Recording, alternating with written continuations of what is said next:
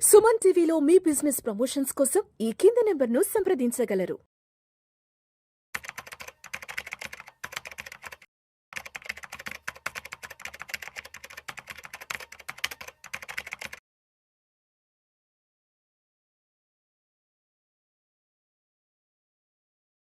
నమస్తే, నేను మీ రేవంత్ చలమల.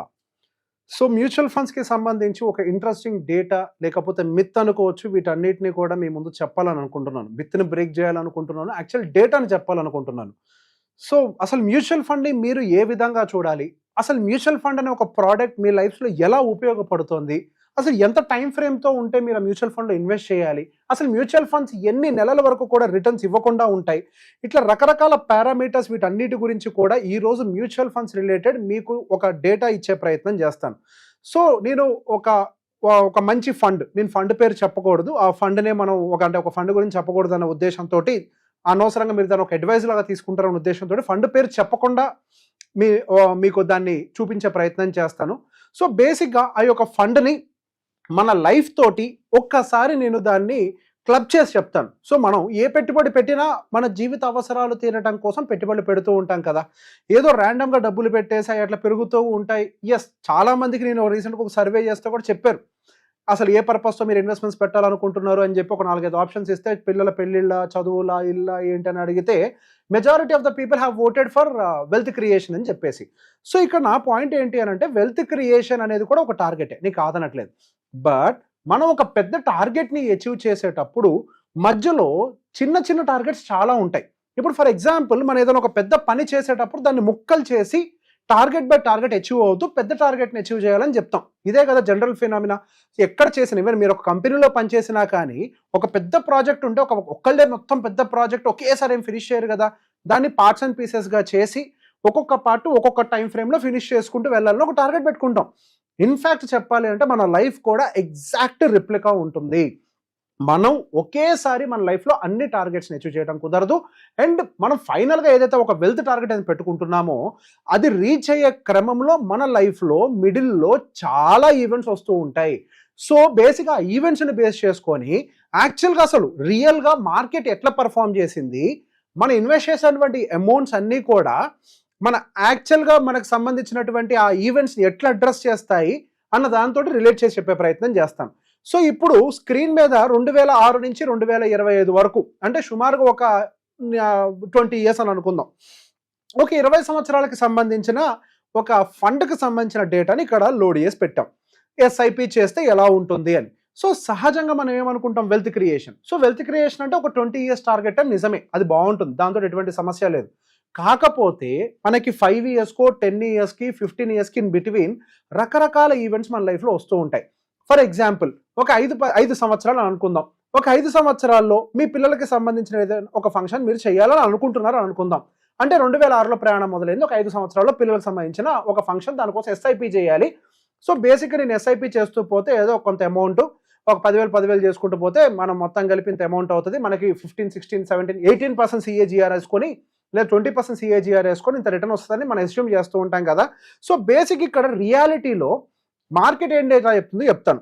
2006లో మనం ఒక ఫంక్షన్ కోసం ఎస్ఐపి మొదలు పెడితే 2010 అప్రాక్సిమేట్గా ఈ బ్లూ లైన్ దగ్గర 2010 వస్తుంది.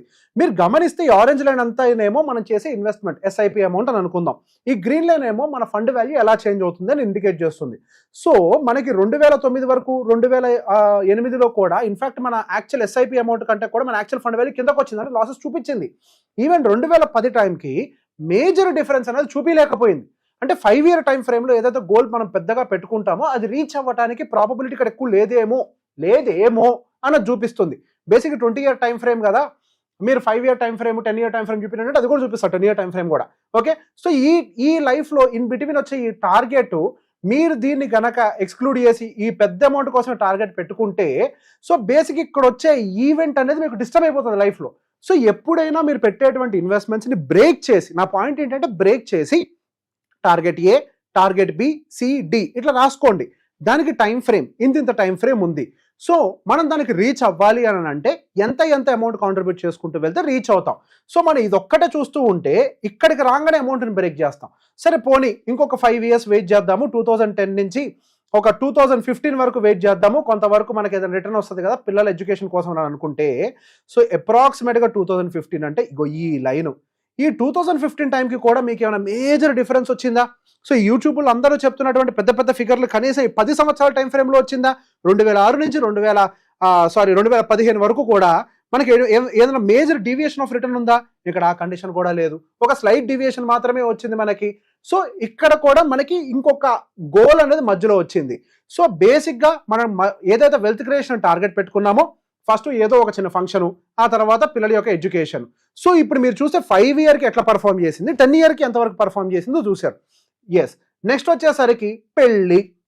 ఆ పెళ్ళి అని అంటే ఇంకొక 5 సంవత్సరాలు అని అనుకుందాం, అంటే 2015 నుంచి 2020 అనుకుందాం. ఈ 2020 టైంకి ఏమైందో చూడండి, కరెక్ట్గా కోవిడ్ క్రాష్ వచ్చింది. కోవిడ్ క్రాష్ దగ్గరకు వచ్చి రాగానే మళ్ళీ మన ఫండ్ అంతా కిందకు వచ్చేసి యాక్చువల్ ఈవెంట్ టైంకి కూడా డిస్టర్బ్ చేసే పరిస్థితులు కూడా క్రియేట్ చేసింది. సో మనం అదే ఏదైతే వెల్త్ అని మాట్లాడుకుంటున్నామో 20 ఇయర్స్కి యాక్చువల్గా అది అచీవ్ అయింది. కానీ ఈ వెల్త్ కోసం మనం చేసే ఈ ప్రయాణంలో మన జీవితంలో వచ్చే ఈ మధ్యలో వచ్చేటువంటి ఈ యాక్టివిటీస్ అన్నీ కూడా మనకి మార్కెట్ వోలటాలిటీలో భాగమై ఉంటాయి. సో ఎప్పుడైనా సరే ఇన్వెస్ట్మెంట్స్ పెట్టేటప్పుడు దాని ఒక స్ట్రాటజీ ప్రకారం ఇప్పటి నుంచి ఆ అంటే మన ఈవెంట్ టైం వరకు ఎంత టైం వరకు ఎస్ఐపి చేయాలి, ఏ టైంలో ఎటువంటి మార్కెట్ కండిషన్లో ముందుగానే డబ్బులు బయటికి తీసుకురావాలి, ఇది కూడా చాలా ఇంపార్టెంటే. అఫ్ కోర్స్ 2020 టైంకి మీకు లాస్లో ఏం లేకపోవచ్చు కాక, కానీ ప్రాఫిట్స్ అని తప్పని పడిపోయినాయి ఒకేసారి 2020లో. సో ఇటువంటి ఈవెంట్స్ కూడా లైఫ్లో ఉంటాయి కాబట్టి, సో మనం వెల్త్ అనే దానికంటే కూడా నా పాయింట్ ఏంటంటే వెల్త్ ఎస్ అది కావాలి, దానికంటే ముందు చిన్న చిన్న ఈవెంట్స్ని బ్రేక్ చేయకపోతే అసలు మీరు వెల్త్ దాకా ట్రావెల్ కారు. ఎప్పుడైనా ఎస్ఐపి క్యాలిక్యులేటర్లు పెట్టుకున్నప్పుడు లాంగ్ టర్మ్ 20 ఇయర్స్ అని పెట్టేస్తాం, కానీ ఈవెంట్ వైజ్గా మీరు కనుక డివైడ్ చేసుకుంటే మీరు యాక్చువల్గా దాన్ని రీచ్ అవ్వడానికి ఎక్కువ పాసిబిలిటీ ఉంటుంది. ఇప్పుడు 20 ఇయర్ టైం ఫ్రేమ్ చూపించాను కదా. సో నెక్స్ట్ వచ్చేసరికి I will try to show you 2016 to 2025. అంటే ఇదేం టైం ఫ్రేమ్, మనకు ఒక 10 ఇయర్ టైం ఫ్రేమ్, 20 ఇయర్ కాదు 10 ఇయర్ టైం ఫ్రేమ్స్ ఎట్లుంటుందో కూడా మాట్లాడుకోవాలనుకున్నాం కదా. సో ఈ 10 ఇయర్ టైం ఫ్రేమ్ ప్రకారం మీరు చూసుకున్నా కానీ 2016 నుంచి 2020 వరకు మనకు నెగిటివ్ రిటర్న్స్ వచ్చాయి. అంటే మొదటి 5 సంవత్సరాల రిటర్న్స్ నెగిటివ్ రిటర్న్స్ అది మోస్ట్ కామన్. ఆ తర్వాతనే యాక్చువల్ రిటర్న్స్ స్టార్ట్ అయ్యాయి. కానీ మీరు ఎస్ఐపి స్టార్ట్ చేసేటప్పుడు ఏం చూస్తారు, సిఏజిఆర్ క్యాలిక్యులేట్ చేసుకుని 18-20 వేసుకొని పోతారు. కానీ 5 ఇయర్ అయినా ఇక్కడ ఒక్కొక్కసారి మనం రీచ్ కావట్లేదే. సో బేసిక్గా దీన్ని దృష్టిలో పెట్టుకుని అందుకే అంటాము మన టార్గెట్ని బట్టి సూటబిలిటీ ఆఫ్ ద ప్రోడక్ట్ పెట్టుకోండి అని. సూటబిలిటీ ఆఫ్ ద ప్రోడక్ట్కి తగ్గట్టుగా, అంటే ఇప్పుడు మీరు ఒక టార్గెట్ ఉంది, దానికి ఏది సూట్ అవుద్దో మీరు దాన్ని పిక్ చేయకపోతే మీరు యాక్చువల్గా ఇబ్బందులకు వెళ్ళడం కావచ్చు. ఎందుకు 5 ఇయర్స్ నెగిటివ్ రిటర్న్ వచ్చిన సందర్భం ఉంది. ఇన్ఫాక్ట్ ఈ 5 ఇయర్స్లో పెద్ద డీవియేషనే లేదు.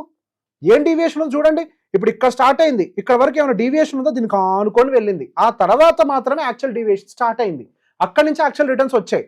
సో ఇది ఒక టైం ఫ్రేమ్ ఏంటి, మనం 2016 నుంచి 2025 వరకు ఒక 10 సంవత్సరాలు ఇది ఒకటి చూసాం కదా. నెక్స్ట్ అంటే దానికంటే ముందు 2006 నుంచి 2015 వరకు ఎట్లుందో కూడా ఒకసారి చూద్దాం. 2006 నుంచి 2015 వరకు కూడా ఇంచుమించుగా సిచ్యువేషన్స్ అలానే ఉన్నాయి. 2006 నుంచి 2000 ఇక్కడ వరకు చూడండి, 5 సంవత్సరాల టైం ఫ్రేమ్ ఇది కూడా అలానే ఉంది చూడండి. సో బేసిక్గా 2006 నుంచి 2010 వరకు కూడా నియర్ బై ఈ జోన్ అంతా కూడా అసలు మీకు ఎటువంటి రిటర్న్స్ లేవు. సో ఇన్ఫాక్ట్ కరెక్ట్గా చెప్పాలి అని అంటే మనకి 7 సంవత్సరాల దాకా కూడా రిటర్న్స్ లేవని అనుకోవాలి, 13 దాకా రిటర్న్స్ లేవు, ఆ తర్వాతనే స్టార్ట్ అయింది. సో అందుకే సూటబిలిటీ, మీకు ఈ ప్రోడక్ట్ నిజంగా సూట్ అవుతుందా, లాంగ్ టర్మ్ పర్స్పెక్టివ్లో వెల్త్ క్రియేషన్ అనేది ఎంత నిజమో షార్ట్ టర్మ్ పర్స్పెక్టివ్లో వాలటాలిటీ ఉంటుందని కూడా ఒక పాయింట్. సో నేను చాలా మంది ప్యాటర్న్లో గమనించింది ఏంటి అని అంటే, సార్ మేము ఎస్ఐపి చేస్తాము, మాకు రిటర్న్స్ ఎంత వస్తాయి, మాకు 5 ఇయర్స్లో ఎంత ఉంటుంది, 10 ఇయర్స్లో ఎంత ఉంటుంది అని అడిగినప్పుడు ఒక ఫిగర్ని ఎస్టిమేటెడ్గా ఇంత ఉండొచ్చండి, మార్కెట్ వాలటాలిటీ ఇట్లా ఉంటుంది, మరి మనం ఇంత పెడితే ఇంత ఉండొచ్చేమో అని చెప్పేసి మార్కెట్ హిస్టరీ ప్రకారం చెప్తే, అదేంటి సార్ టీవీలో అంతంత చెప్తారు కదా అని అంటే, అది నిజమే అండి, అది 20 సంవత్సరాల ఆ టైం ఫ్రేముల్లో లేదా 10-15 సంవత్సరాల టైం ఫ్రేముల్లో అయితేనే అది వర్కౌట్ అవుద్ది, కానీ మనకి ఇట్లా 5 సంవత్సరాలు అనే దాంట్లో వర్కౌట్ కాదు సార్ అంటే. సో 5 సంవత్సరాలు అంటే లాంగ్ టర్మ్ కాదా అంటారు, 5 సంవత్సరాలు అంటే లాంగ్ టర్మ్ అని అనము.